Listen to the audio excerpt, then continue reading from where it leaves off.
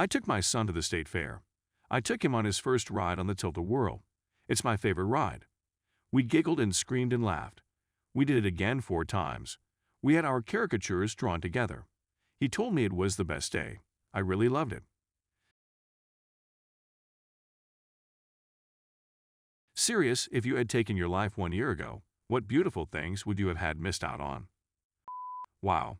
This hit me really hard. My daughter attempted suicide on Deck 18, 2018. It literally does change everything. The thought of having to live without her is unfathomable. Every single day since then has been beautiful, a gift. Even the bad days, and there have been quite a few. All beautiful. This comment brought my mindless scrolling to a screeching halt. I apologize in advance for using your post to get this out. But this hits too close to home for me to resist the urge to share. December 18, 2018 was my 22nd birthday. I planned to take my life that day. Not entirely sure why I chose that day, but after a few failed attempts over the years, I firmly believe that I would have been successful. I woke up that morning feeling off. Called out of work, stayed in bed. Something in me told me to take a pregnancy test. I to this day cannot understand how or why my brain came up with that, but I did it. I am now, almost a full year later, typing this comment while laying in bed with my baby and the love of my life. It gives me full body chills to think about. I avoid revisiting the mental space that day resides in 99% of the time. I would have missed building a life that only existed in my most far-fetched dreams. We bought our dream house. My son took an amazing job opportunity that basically fell from the sky. I'm so beyond lucky to be staying home and raising the most magical little human I've ever met. I found purpose. I found peace. I felt true love and happiness that I never believed existed. My son saved my life. I never believed recovery stories or "it gets better" statements until mine became one. I'm so beyond thrilled that your daughter is still here. You sound like a wonderful parent, and I wish you both the best. Again, apologies for the vent post. It's blowing my mind to know that somewhere out there in the world, someone was going through the same dark place that I was, and that they're also still with us today. Give her a hug for me, if that's her sort of thing, and let her know that a random internet stranger is cheering for her. 3.5 months ago, I loaded some camping gear onto the back of my bicycle and left my home in Wisconsin with the vague goal of getting to Seattle and heading down the Pacific coast. 104 days and 4,000 miles later, I have seen some absolutely beautiful parts of the country. I've learned a ton about myself and grown as a person, and most importantly, I have seen time and time again the overwhelming kindness of the world we live in. I don't know what it is about it, but for some reason, traveling by bicycle just brings out the absolute best in everyone I meet. From the unending generosity of the people who have opened their homes to me, providing my shower and bed, food and their wonderful company over dinner, to the drivers who saw me stopped on the side of the desolate Wyoming roads and pull up to offer an extra water bottle when I was a million miles from a gas station's soda dispenser. Everybody wants to be a positive part of my story. In this day and age, we seem to focus way too much on the hate in the world. But thankfully, the hateful among us are nothing more than a vocal minority. I deeply believe that this world we share is a kind one, and that we all want the best for each other, and that, to me, is far more beautiful than the mountains of Montana or a sunset over the Pacific Ocean. Are you okay, by the way? The title is concerningly specific, what with you mentioning suicide in particular, and not more generally just dying. I took my son to the state fair. I took him on his first ride on the Tilt-A-Whirl. It's my favorite ride. We giggled and screamed and laughed. We did it again 4 times. We had our caricatures drawn together. He told me it was the best day. I really loved it. My brother did last June, and he missed out on Kingdom Hearts Room 3, the next entry in his favorite video game franchise that he waited for since 2006. I bought it and I played it on his behalf, but I got it.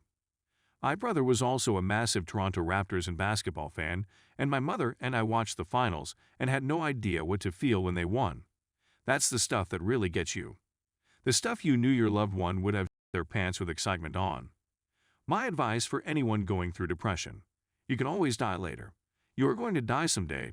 The world will make sure of it, so you don't need to take on the anxiety and burden of ending your own life. But you can only live right now, so why not stick around for a few decides and see what happens? Procrastinating death is the best use of the skill, honestly. Nobody can tell you procrastination is a negative quality if it's what keeps you alive. It gives me comfort to know that I don't have to be here or do this forever. It gives me comfort to know that I don't have to take my death into my own hands. I've suffered from depression and crippling anxiety for about 12 years myself. And what keeps me going? It's the little things. I always pick something, anything, to look forward to. A new show or movie. A new game. I follow tennis and enjoy that. Vacations or visits from family members. Family is everything, and the little things that you like make up who you are, and no one can tell you your interests are small or worthless. Because you like them, and they make you happy, and that's good enough. So just keep looking for the next thing to look forward to. And hold on tight no matter how strong the winds of depression become. Don't let go. You can weather the storm as long as you maintain hope that tomorrow can be better than today. Meeting a lot of new friends, that keeping my friend from doing suicide, keeping that same friend and believing her when there are major rumors that aren't fair being spread about her edit. The mom is the reason for he almost doing suicide. She puts her through verbal abuse. The rumors are still going on, and I've heard a lot about them from her friends who do believe her. It's being spread by a girl who was a good friend of ours, but her and my friend got into an argument. My life actually starting. Realizing I'm not as everyone tried to make me believe I was my whole life. Confronting the reality that I live with severe CPTSD, and by live I mean I kick lives and don't let it ruin me. I stood up against 2 abusers. One is now on probation for 2 years, and I got everything I'd said would make me more comfortable if he took the plea deal. The other being my mom, and I feel more empowered in our strange app relationship. She's my best friend, my main source of trauma, and also exhibits many characters of someone with antisocial personality disorder. As in all of them, I got off my psych meds, have the best job I've ever had, found direction in terms of my education/career goals, and will be starting school again in the fall. I'm settling into my own home, first time living independently.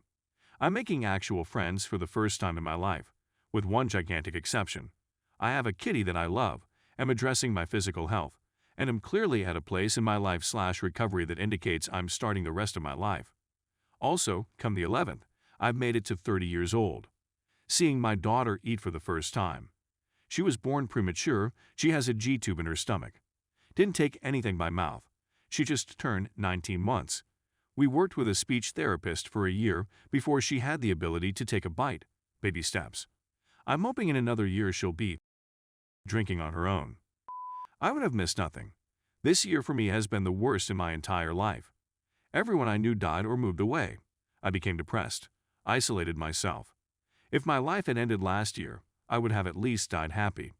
Every night I dreamed that 2019 had never happened, and everyone was still alive and happy. The problem is that I wake up. Almost 3 years ago, I chased a ton of Xanax with some wine. I was tired of my brain, diagnosed bipolar PTSD. I just couldn't live with myself anymore. I didn't think it would ever get better. Luckily I lived, even though I wasn't happy about it at the time. I started seeing my doctor more often. He finally found a medicine combo that worked, made some major life-changing choices. A little over a year after that attempt, I met my now husband. We have been married almost 2 years.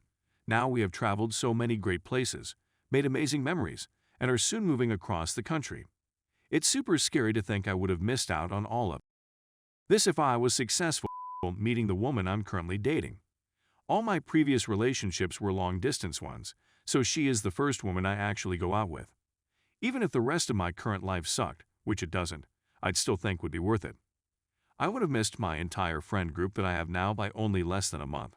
Having a girlfriend that would make my life much better. Broke up, but is my best friend now, and overall experiences that made me the boy I am today.